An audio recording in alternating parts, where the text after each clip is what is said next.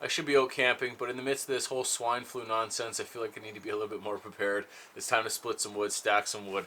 As you can see, my stacking job didn't hold up to snuff. A few days ago, that fell over. I'm almost done my pile back there. I do not want to have to rely on the propane guys to come here. I prefer, actually, if they didn't. So, with that said, today is a day talking about my favorite axe for splitting wood. I use it around the house for 2 years now. We went through almost 10 cords of wood this year. We only filled up our propane tank once, and we're almost out of it again. So therein lies the urgency. Yeah, let's get to it.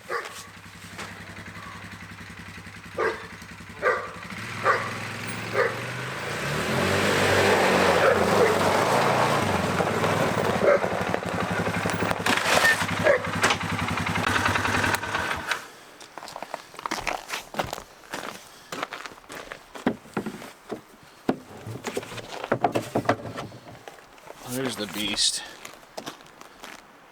So like I said, before this whole avian bird flu epidemic, I had planned on camping this weekend, but it's okay. It's a good time to stay home, get things ready.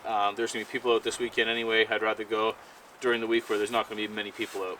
That said, this is March break, so we'll see. Anyways, when I moved up here last October, so not this past October, 2 Octobers ago, we didn't know much about heating with wood. We'd only done it once prior, maybe 11 years ago, and that was just for one season. So I had just been using my grandmother's axe. I've been using my grandmother's axe to split wood. It wasn't a splitting axe, and I dinged up the handle pretty good, and it wasn't doing a very good job. So I went over to the hardware store, and I got a Husqvarna splitting maul. So it's not the longest thing. As you can see, it's about up to my thigh. But the head is pretty cool. It's a super wedge-shaped axe head. I've never seen an axe head this wedge-shaped before. So it concentrates all the focus just into this part where it hits the wood. It's all force coming down in that spot, and it works really well. I have dinged up the handle as well a little bit on here. A little paracord wrap wouldn't be too bad, but replacing the handle is not such a hard thing, and I kind of enjoy it as well. So let's get to splitting some wood. I'll show you how she works. Yeah, you can do the old Morskahansky trick or the Ray Mears golfing splitting wood style. We got to go split up all that wood that's left in the piles there, and then replace this wood, because this wood is not very dry. It hadn't seasoned as well as that wood, so we'll use up all that wood and then replace that pile with this, because this is a crappy spot to pile the wood anyways. I never had anything above it, and I don't want to put this crappy wood on top of the good wood.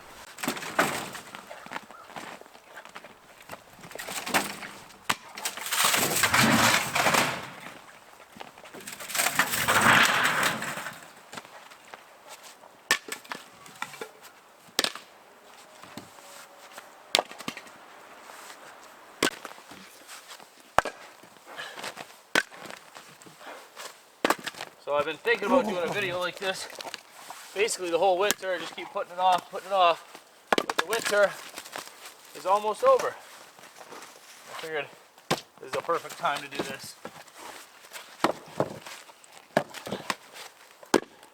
I will be getting back to actual adventure type videos and more real bushcraft type videos and stuff too. That will be coming very soon with the warming weather. I'm kind of sick of this winter. I'm looking at pictures of where I used to live, and it's all, there's no snow. Grass is always greener, hey?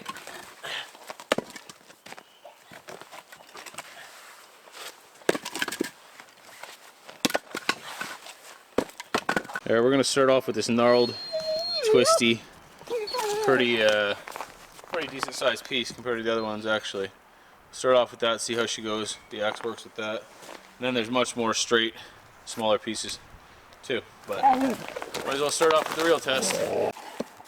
Gotta stay back, big guy.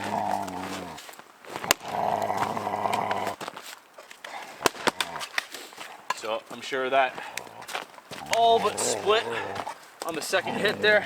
When I flipped it around, yeah, and you can see just right there, it's gone all the way through. One more whack will do this thing just fine, I'm sure. And that's a big old piece. That was heavy when I lifted it up.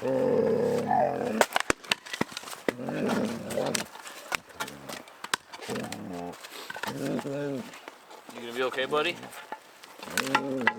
My chopping block has seen better days.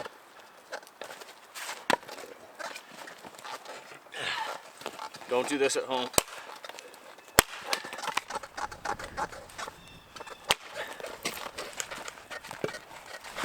All right.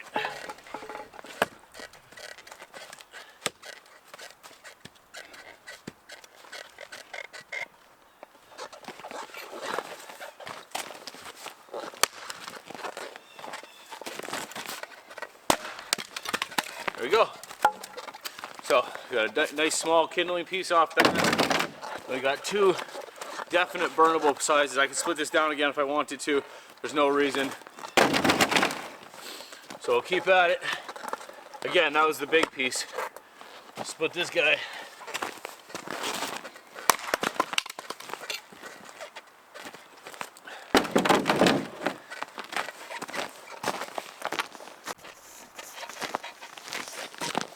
Here, out.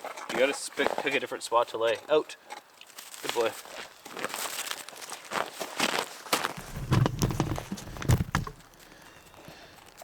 Hello. Okay, you see this one laying on the ground here?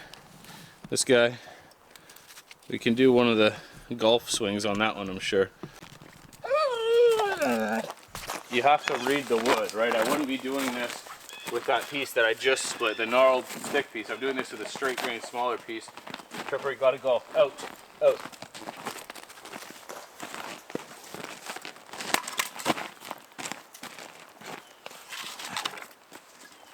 So, no efforts at all, and then you can do one of these.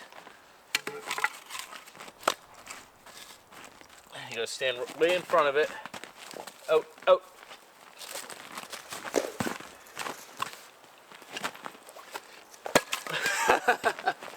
Nope. My pants are too tight. Go on, buddy. Out, out. Good boy. There we go. Off to the side is better for me. Anyways, it works just fine. Sometimes when I don't want to pick up pieces of wood to put them on the chopping block, I'll just do that. Get them out of the pile like this.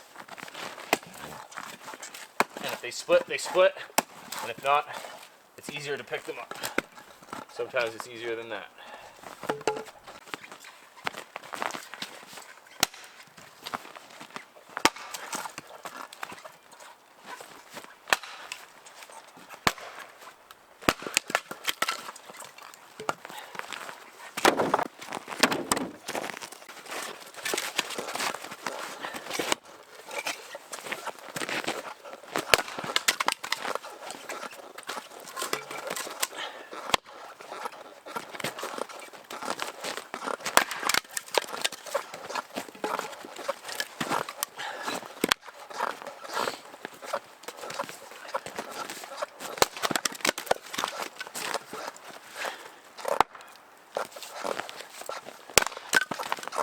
I'm sure the people are going to love hearing that rubber squeaking in the video, Tripper. Maybe you could pick a different spot than right next to the camera to chew that. Out. Out, man.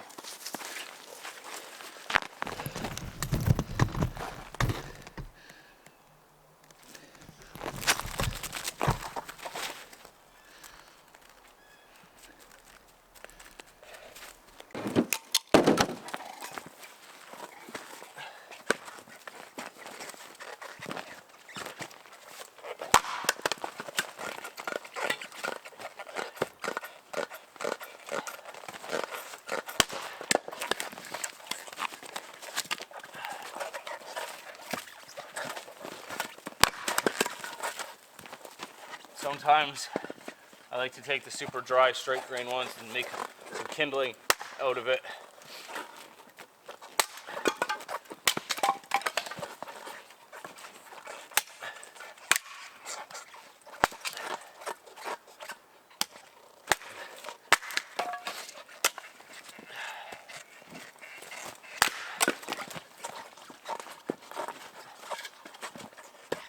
The old one hand.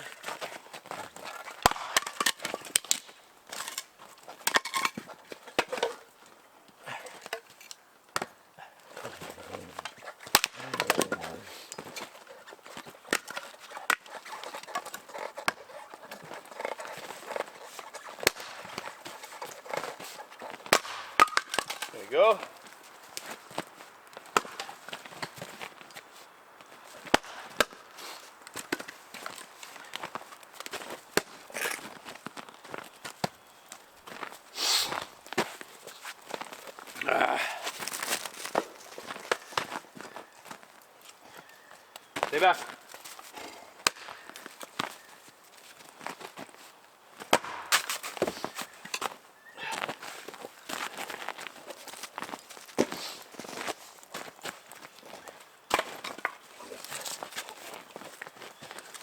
Alright, last hit for this old guy.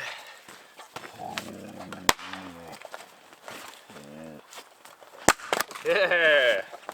Look at that. Alright, well, all these other sizes are decent enough to burn. I like to have a mix, some small, some big.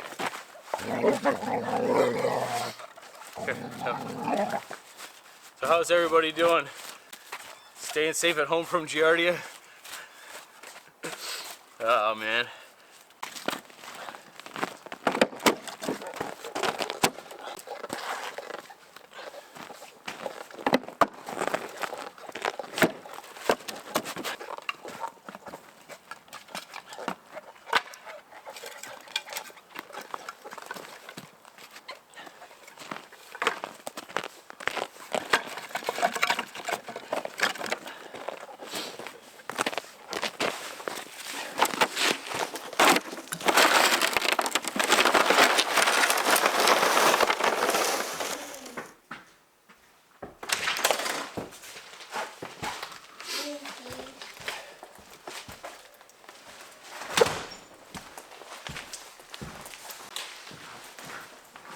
Mommy?